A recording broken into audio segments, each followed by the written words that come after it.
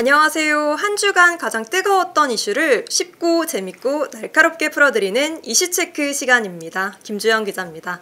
오늘도 막힘없는 경제 분석 김수원 MTN 기업경제센터장님과 함께합니다. 안녕하세요. 네, 안녕하세요. 네.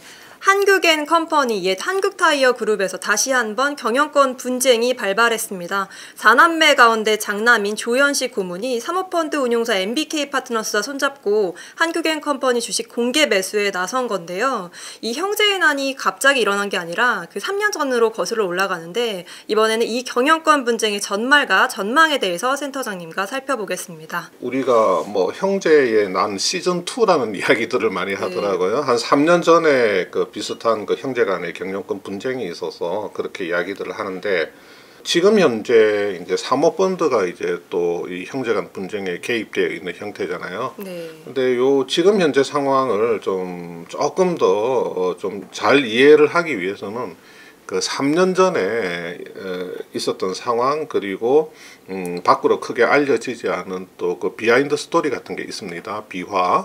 네. 그런 것들을 제가 좀 말씀을 드릴 테니까 그런 것들을 조금 듣다 보면 지금의 이 사모펀드가 들어와서 뭐 조현식 고문하고 손을 잡고 어떤 이 경영권을 확보하기 위한 경쟁 뭐 이런 걸 좀 더 잘 이해를 할 수가 있습니다. 우리한테는 한타로 유명한데 이름이 좀 바뀌어서 좀 어렵게 느껴지기도 하거든요. 그래서 지금 뭐 이제 자료 그림에서 보시는 것처럼 일단은 한국앤컴퍼니가 이제 지주사고요. 그 다음에 여기 이제 한국 타이어 앤 테크놀로지가 그 타이어 사업을 하는 그 사업 자회사입니다. 근데 이제 뭐 우리가 방송에서는 그냥 간편하게 지주사 그리고 한국 타이어 이렇게 부를게요. 지주사 사업회사는 그냥 한국 타이어. 그리고 이제 뭐 존칭은 여기 등장하는 분들의 존칭은 뭐 생략하고 그렇게 좀 효율적으로 말씀을 드리도록 하겠습니다. 지주사가 한국 타이어 지분을 직접적으로 한 30% 정도 가지고 있고요. 여기 지주사 지분을 보면 조현범 뭐 42%, 조현식 18.9, 이제 조희원 10.6, 조희경 0.8인데 이게 지금 제일 밑에 있는 조희경이 제일 큰 누나고요. 조희원이 둘째 누나입니다. 그 다음에 아들 중에서는 조현식이 장남이고 조현범이 차남이죠. 이렇게 4남매군요. 네, 이렇게 4남매가 되어 있는데, 지금 여기 조현식과 조희원이 MBK 파트너스라고 하는 사모펀드와 손을 잡고 지금 주주간 계약을 체결을 했죠. 근데 지금 MBK는 주주가 아니니까 앞으로 이제 주주가 되어야 할 터인데, 어떻게 주주가 되냐면 보시는 것처럼 지주사 지분을 공개 매수를 합니다. 12월 24일까지 20일 동안 주당 2만원에 공개 매수를 해서 지주사 지분을 20.3%에서 27.3%까지 확보를 하겠다. 뭐 보시는 것처럼 적어도 20.3%를 이제 지분 확보의 최저 기준으로 삼고 있죠. 그러면 지금 현재 조현식 고문과 조희원 누나의 지분율 합산이 29.54%인데 이게 몇 %까지 늘어나게 되는 걸까요? 성공한다면? 이게 이제 왜 최하 20.3%로 설정을 해 놓았냐면 이 20.3% 최하 기준점 지분을 확보하지 못하면 MBK는 아예 공개 매수를 포기를 하겠다는 겁니다. 그러니까 이 공개 매수 응모 지분이 아무리 못 되어도 20.3%는 되어야 되고, 그 다음에 최대로 확보할 수 있는 지분은 27.3%라고 하는 건데, 자, 이렇게 20.3%가 확보가 되면 조현식과 조희원의 지분을 MBK 쪽 지분하고 다 합치면 50%가 되는 거예요. 절반 이상이. 절반 이상이 되는 거죠. 절반 이상이 되어야지 회사의 경영권을 이제 장악할 수가 있으니까요. 지금 뭐 조현범이 가지고 있는 지분이 42%나 되지 않습니까? 그리고 뭐 27.3%까지. 근데 이 27.3%라고 하는 것은 이론적으로는 가능하죠.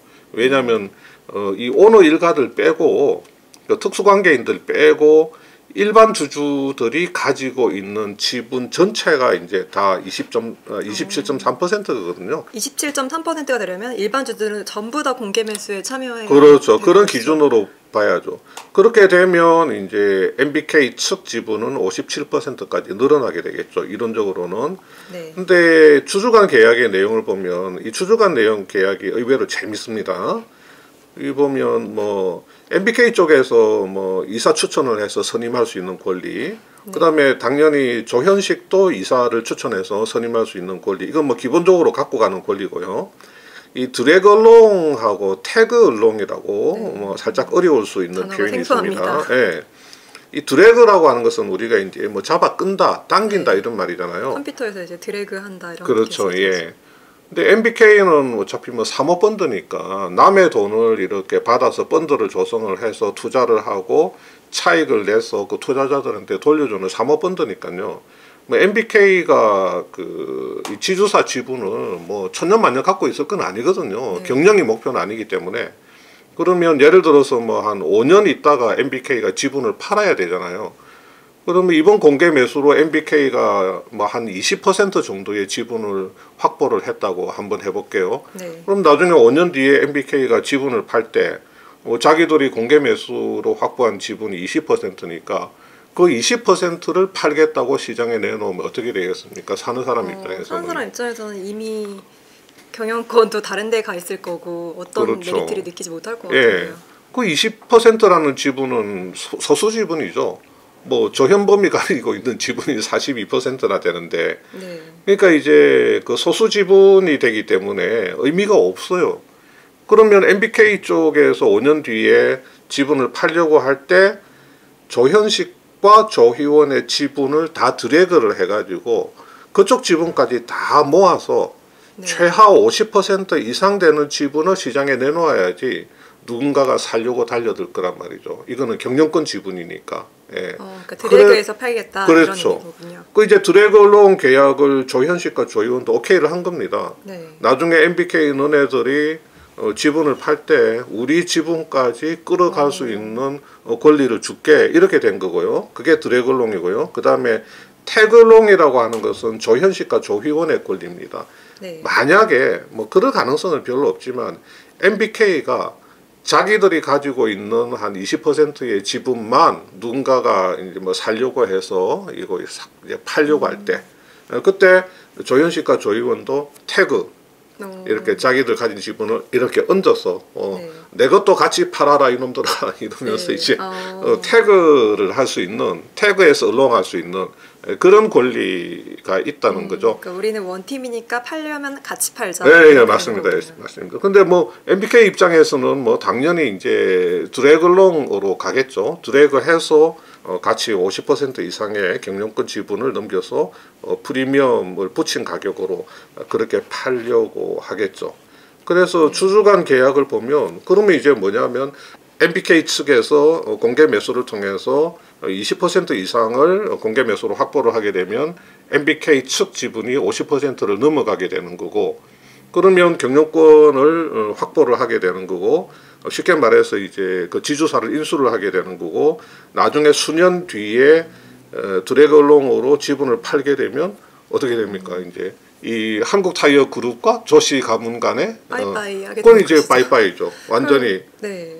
여기서 그러면 조현식과 조희원은 아버지가 일본 이 회사가 이제 한국타이어의 그 고유한 그렇죠, 게 없어지는 그렇죠. 건데 어떤 네. 것 때문에 이렇게 경영권 문제를 계속 그러니까요. 그래서 이제 제가 조금 그 부분을 이제 밖에서 볼 때는 조현식과 조희원은 왜 MBK 파트너스하고 손을 잡고 저렇게 드래그 얼롱 계약까지 해주면서 완전히 몇 년 뒤에 그냥 그 외부의 제3의 어떤 그룹이 이 한국 타이어 그룹을 인수를 할 수 있는 그런 길을 터주는 걸까? 뭐 무슨 이득이 있어서 그렇게 하는 걸까? 그거를 이해하기 위해서는 이제 그 3년 전에 과연 무슨 일이 있었느냐? 어떤 비화들이 있었느냐? 그 조금 알 필요가 있거든요. 그 부분을 좀 간단하게 한번 설명을 좀 드려보도록 하겠습니다. 시계 반월을 우리가 2019년도로 한번 돌려볼게요. 2019년도에 그 당시에는 조현식과 조현범이 지분이 똑같았어요. 보시는 것처럼 조현식은 이제 지주사 경영을 하고 있었고요. 지주사 대표이사 부회장에서 19.3%, 조현범은 이제 한국 타이어의 대표이사 사장으로 19.3% 지분이 거의 똑같았거든요. 형제 경영을 잘 하고 있었군요. 그렇죠. 쉽게 말해서 이제 맞습니다. 형제 경영이었고, 그다음에 그 당시에 조양래 아버지, 당시에 조양래 회장이 23.5% 지분을 들고 있었는데 19년도 말에 조현범이 횡령 배임 수재 혐의로 구속 기소가 됩니다. 예. 어떤 그 혐의를 받았냐면 납품업체들한테서 매월 500만 원씩 10년 동안 총 6억 원의 뒷돈을 수령을 했다는 거죠. 그 다음에 한국타이어그룹 계열 회사에서 매월 한 200~300만 원씩 해서 9년간 2억 6천만 원 정도의 횡령을 했다. 근데 이런 돈들을 자기 계좌로 직접 받지 않고 자기가 출입하는 유흥업소 종업원의 계좌를 활용해서 받았다.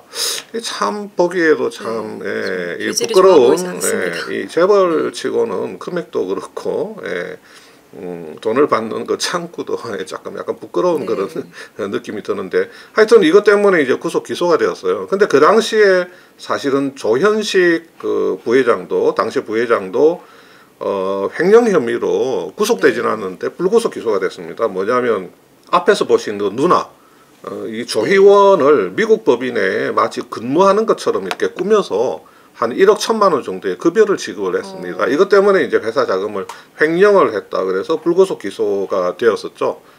그래서 이제 형제가 이렇게 다 뭐 이런 혐의로 이제 기소가 되어 있는 그런 상황이었는데, 뭔가 이 그 조현범의 혐의를 보면 형보다는 이제 좀 더 어떤 심각한 그런 그 어떤 그 범죄적 행위가 있었다, 뭐 그런 느낌이 드네요. 자, 뭐 이런 상황이었는데 어쨌거나 19년도 말에 조현범이 이제 구속 기소가 되는 상황이 벌어지다 보니까 자 이렇게 되었습니다. 19년도 말에 제일 큰 누나인 조희경이 주도를 해서 가족 회의를 엽니다. 다 모여라. 다 모여라 해서 어떤 합의를 하냐면 조현식은 퇴임시키자. 너무 부도덕한 그 범죄를 저질렀다. 우리 그 한국타이어그룹의 이미지가 훼손되고 너무 처참한 상황이다. 그래서 조현식은 완전히 경영에서 영구적으로 손을 떼게 하는 게 좋겠다. 퇴임. 그 다음에 전문 경영인 중심의 경영 체제로 전환하자. 다시 말해서 이 소유와 경영의 분리죠. 자, 이사회 역할을 강화하고 소유와 경영의 분리를 천명을 하자. 자, 이런 내용을 담아서 성명서를 내자. 외부적으로 공식적으로 발표를 하자. 이런 데 이제 합의를 하게 되죠. 그래서 성명서 문구를 만들고 어떤 외부의 전문가 이제 뭐 기자 출신을 한 명 데리고 와가지고 이 문구를 좀 다듬어 달라. 그래서 이제 실제로 이제 문구 수정 작업까지 다 했어요. 그러니까 외부로 이제 밖으로 성명서를 발표를 하려고 하는 참이었는데, 이 아버지가 조양래 회장이 여기에 대해서 탐탁지 않게 생각을 하고 좀 반대를 하게 됩니다. 근데 이제 일부 그 제가 보도를 보니까 그 당시에 가족들이 모였을 때 이 조양래 회장의 지분을 재단, 그러니까 한국타이어 나눔재단에다가 기증하는 것도 합의를 했다. 그렇게 나와 있던데 제가 알기로는 이것은 사실이 아닙니다. 이 한국타이어 나눔재단은 그 조희경 씨가 지금 그 이사장으로 있는 그 재단이거든요. 아직도 이사장으로 있는데 그 뭐 조희경 씨 입장에서는 아버지가 평소에 한국타이어 본인이 보유한 한국타이어 지분을 뭐 재단에다가 기증을 하겠다 이런 말을 계속 해오셨다 아버지가. 뭐 이래서 아마 조양래 회장의 그 지분 재단 기증도 그때 합의가 됐다, 이런 좀 일부 보도들이 있었는데 제가 알기로는 그때 가족들 회의에서 이 문제는 이제 거론되지 않았던 것 같고요. 그 가족 회의할 때 조현범 회장은 구속 상태였던 거죠. 그렇죠. 없었고.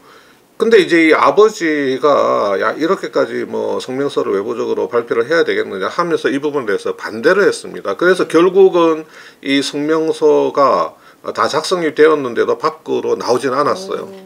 나오지는 못했고, 그 다음에 이제 20년 3월에 가서 한국타이어 그룹 사상 최초로 주주 서신이 발송됩니다. 물론 그 조현식 그 부회장이 주도로 주주 서신을 그룹 설립 이래로 최초로 발송을 하죠.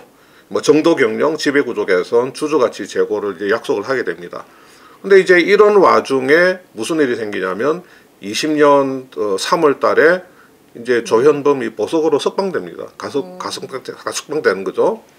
그리고 한 달 뒤에 1심 선고가 나왔는데 징역 3년에 집행유예 4년이 되죠. 그러니까 이제 조현범이 감옥에 있을 때도 구치소에 있을 때도 보고를 받았겠죠. 뭐 그룹 돌아가는 상황을 보고를 받았는데 3월 달에 보석 석방이 돼서 나와 보니까 야 이거 작년 말에 19년도 말에 큰 누나가 주도해서 가족들이 모여가지고 나를 몰아내고 무슨 전문 경영인 중심 체제로 가고 이런 굉장히 거기에 막 공동 성명서까지 작성하고 이런 일이 있었고 또 3월 달에 또 형이 주도해가지고 주주 서신을 발송했는데 뭐 정도 경영 뭐 이런 게 이제 자기를 타겟으로 한 거 아닙니까? 그러니까 나를 완전히 이 경영에서 배제시키고 완전히 나를 땅에 파묻으려고 하는구나. 이거 형하고 누나들이 그러면서 내가 이대로 있어서는 안 되겠다 하면서 자기 나름대로 이제 뭐 대비책을 강구를 했겠죠. 갈등이 격화되는 순간이네요. 그렇죠. 이러면서 이제 조현범하고 나머지 형 누나들 간에 뭐 갈등이 이제 크게 증폭되는 그런 상황이 발생하게 되죠. 그리고 20년 6월 달에 이제 조현범은 1심 선고 나고 나서 한 2달 뒤에 한국타이어 대표에서 사퇴합니다. 어차피 유죄 선고를 받았기 때문에 집행유예이기는 하지만 한국타이어 대표에서 사퇴를 하는데 이 이후에 뭐 또 이상한 일이 벌어지는 게 뭐냐면 사퇴한 지 일주일 뒤에 아버지 조양래 회장이 지분 23%를 자기 지분 23%를 조현범한테 양도를 합니다. 매각 양도를 합니다. 그 매각하는 계약. 물려주는 셈인 거잖아요. 그렇죠. 그러니까 이제 지주사의 최대 주주가 이제 조현범으로 바뀝니다. 원래 조현범이 한 뭐 19%인가 뭐 갖고 있다가 아버지 지분까지 땡겨오니까 이게 42.9%. 그럼 형제 경영이 붕괴되는 순간인 거죠. 그렇죠. 의결권 기준으로 43% 정도 되다 보니까 앞에서 본 것처럼 한 19%씩 형제들이 비슷한 지분을 가지고 있다가 아버지가 이제 조현범한테 이제 몰아주기를 하게 된 거죠. 그래서 좀 전에 말씀하신 것처럼 이 형제 경영이 완전히 이제 박살이 나게 되고 쉽게 말해서 그룹의 경영권 승계가 되어버린 겁니다.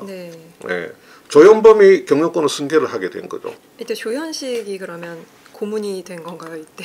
아니요, 조현식이 지금 고문인데 고문이 된 거는 이제 나중에 고문이 되는데 이때는 이제 그 형제 경영 구도 깨지고 그룹의 경영권 승계가 이제 딱 그렇게 이제 결론 나버리니까 그러니까 나머지 이제 형제 자매들이 이걸 받아들일 수가 없는 겁니다. 아니. 작년 말에 우리 가족들끼리 비밀리에 모여가지고 조현범을 퇴진시키자 이런 이야기까지 나왔는데 아버지가 갑자기 조현범한테 지분을 몰아주고 경영권 승계가 그냥 한순간에 돼버리니까 특히 이제 그 조희경 뭐 큰 누나 또 조현식 도저히 받아들일 수가 없죠. 그래서 큰 누나인 조희경이 뭘 하냐면 아버지를 상대로 성년 후견 심판 청구를 하게 됩니다. 이게 뭔가요? 이게 뭐냐면 이제 좀 뭐 약간 정신이 이제 쉽게 말해서 이제 정신이 조금 온전치 못한 분, 뭐 연세가 많으시다든지 해서 이런 분들에 대해서는 이분들이 이제 뭔가 어떤 정확한 의사결정을 하기가 힘드니까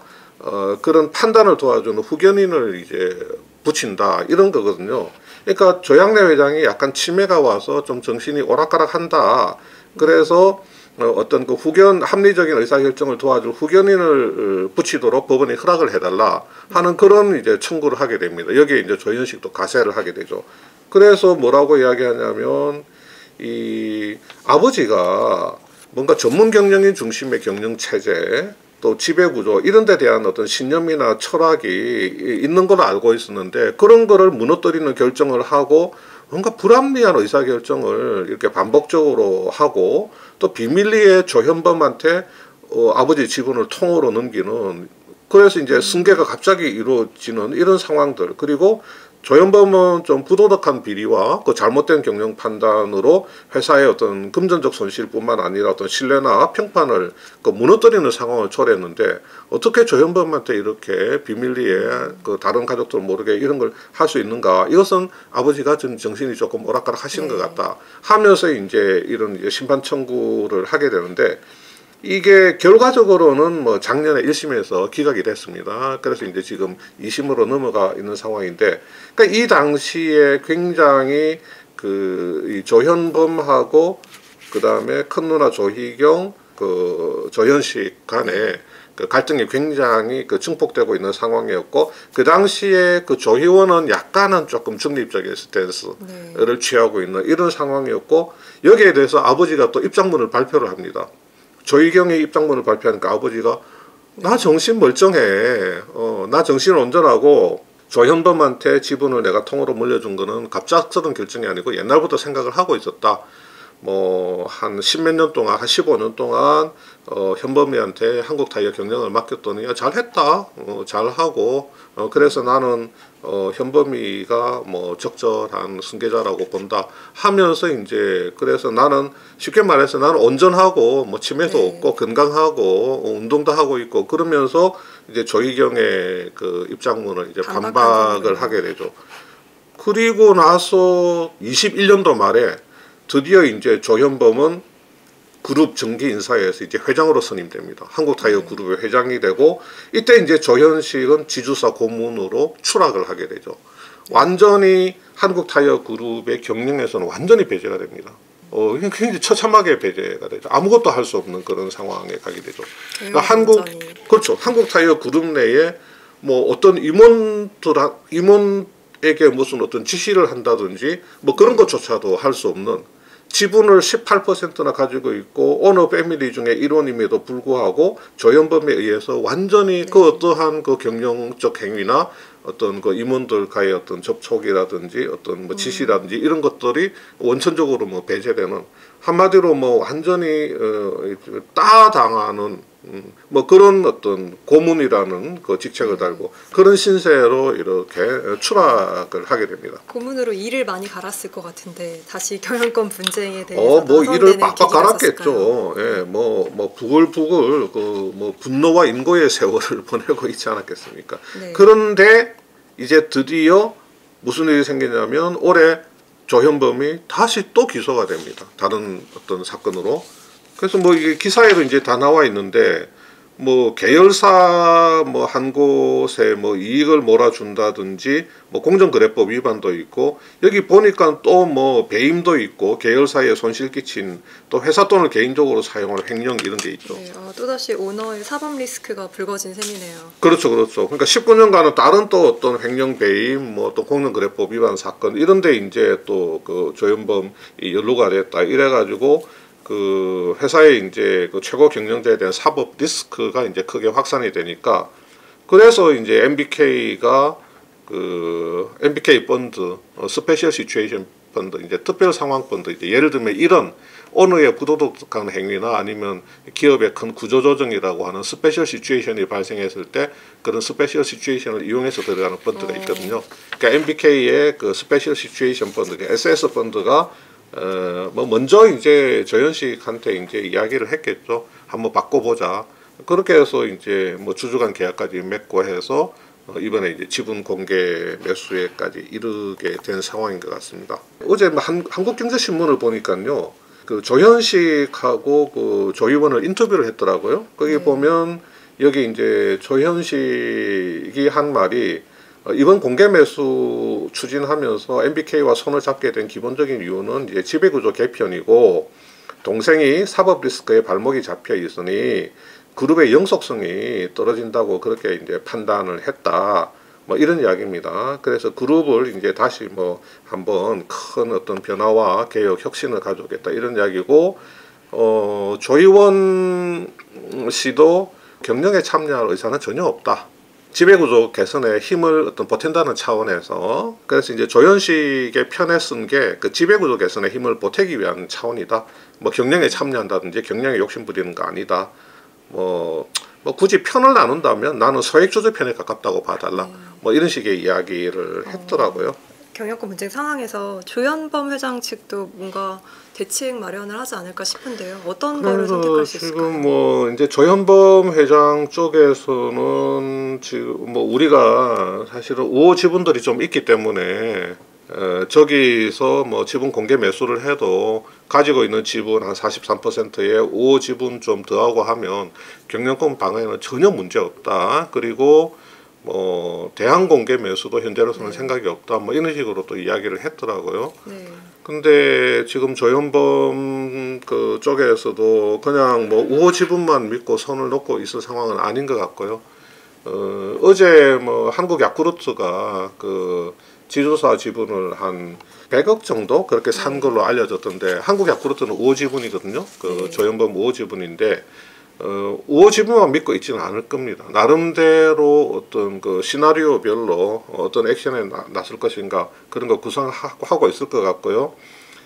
지금 뭐 MBK 입장에서도 주가가 지금 오늘도 2만 원 좀 넘어버렸지 않습니까? 오늘도 뭐 공개 매수 시작 첫날에는 상한가 그때는 상한가 같고요. 2월 6일 기준으로는 5%가량 올라서 그렇죠. 2750원에 예.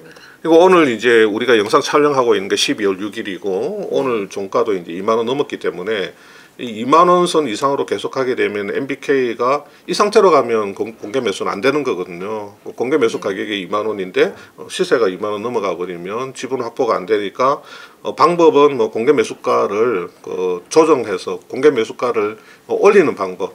예. 네, 한 뭐, 22,000원, 23,000원을 올릴 그렇죠. 수도 있겠고. 그렇게 올리는 방법이 있을 수가 있겠고, 그렇게 올리게 되면 이렇게 또 우리 저 일반 주주들이 이렇게 MBK 쪽으로 이제 좀 기울어질 수가 있기 때문에 그때 이제 뭐 조현범 쪽에서 대항 공개 매수에 나설지 어떻게 할지 거기에 따라서 이제 액션을 취할 텐데, 근데 이게 조현범 쪽에도 뭐 한 40몇 % 지분을 가지고 있고, 또 MBK가 만약에 공개 매수에 성공한다면 이게 50% 이상의 지분을 확보하기 때문에 그렇게 되면 시중에 유통되는 주식이 거의 뭐 씨가 말라버리는 그런 상황이 올 수도 있는데, 하여튼 그 상대방의 지분이 40% 이상이 되는 상황에서 공개 매수를 시도하는 경우는 굉장히 조금 드문 경우거든요.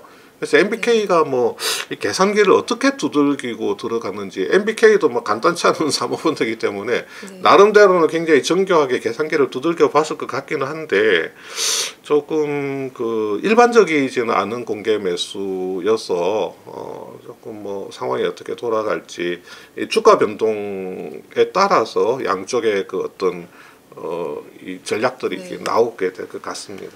네, 아무래도 경영권 분쟁이 일어나면 양쪽에서 주식을 사들일 가능성이 있으니 투자자분들이 매집을 하면서 주가가 많이 오르고 있는데요. 그렇죠. 이 한국타이어 경영권 분쟁이 어떻게 해서 일어났는지 그 비하인드 스토리와 히스토리를 한번 짚어봤습니다. 네, 오늘 센터장님 말씀 고맙습니다. 네, 감사합니다.